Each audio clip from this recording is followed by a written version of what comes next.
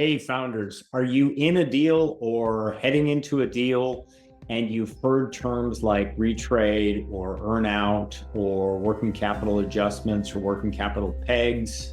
Are you wondering what these things mean? Okay, a couple of critical things, whether you DIY your sale or you hire a transaction advisor, these are things you need to know. First of all, adjustments to EBITDA.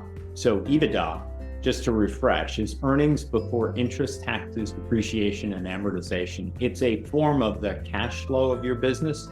Think of it more as the transferable economics, right? So your deal is going to be cash-free, debt-free, meaning you get to keep the cash on the balance sheet as long as you pay off the debts.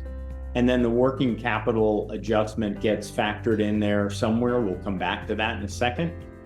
The other thing is the depreciation amortization for your buyer. That's a different schedule because they're getting a step up or changed basis. So all those things get added back. The taxes get added back, not because they're not going to pay them, but because they probably have a different tax basis, maybe a different corporate form than you do. And so they need all that added back to see how it flows through their systems. So that's basic formulaic EBITDA. The other adjustments that have to happen though are the owner adjustments. Do you take a salary that's above or below market? That's got to get adjusted. Same for, the costs of running your business, whether it be the lease on the building that you own and you charge yourself for in the business, one-time expenses, if they're not going to recur, they're going to get added back. So a number of these things and more are adjustments to your EBITDA when you go to market. Now, when you're in due diligence, the way to think about the adjustments is your buyer might come in and say, well, we agree with this one, but we don't agree with that one. If they're going to adjust your EBITDA downward, then that means that whatever letter of intent price or value they put on your business means they're going to pay you less than that. Are you going to accept that? There are some adjustments that you might have to accept. One, if they're right. Two, if it's not a competitive process and you don't have much leverage.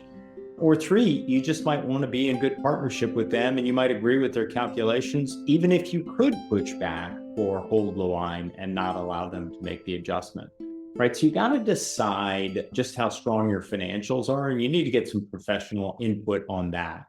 And then if they do adjust, or what's called retrade in our business, you have to know how you're going to respond. How far along are you in the deal? Have they spent a whole bunch of money and otherwise gotten pretty much through the deal, in which case maybe it makes sense to push back. Maybe they're so far gone, so far into the deal that even if you say that's it, we'll blow up the deal, they're still going to go forward and you might win. Don't bluff on that, but it's good to know where you are in terms of if they adjust. And I don't just mean that you're going to stomp your feet, bang on your high tray and say, no, I won't accept this.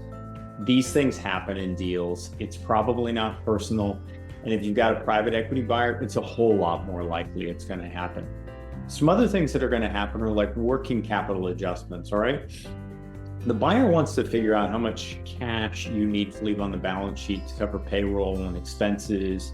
You sort of think of this as the oil and gas that you have to deliver with the used car that you're selling. You can't deliver it empty with a cold engine block. You've got to deliver it in functional working condition.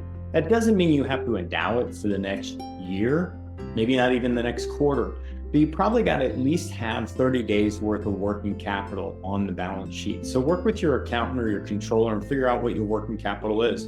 As kind of a quick and dirty measure, look at your accounts receivable plus your inventory minus your accounts payable. There's some other things to get to a true and accurate formulaic working capital. But if you do just that basic calculation, you're going to get a decent idea. Maybe look at how it ebbs and flows over time so that when it comes time for that working capital adjustment or discussion, you assert, we're going to give you 30 days of working capital. And your M&A attorney and your investment bankers might actually tell you what market is for working capital adjustments. So be ready for that one. There are a few others, but those are kind of the keys. Those are the primaries, the EBITDA adjustments and the working capital adjustments. So be ready for those things. Don't overreact to them. Don't underreact to them. Lean on your team, less so your internal team, more your external team. They've been through this before, and they'll tell you which adjustment to accept and which ones to push back on. That's it for now. More to come.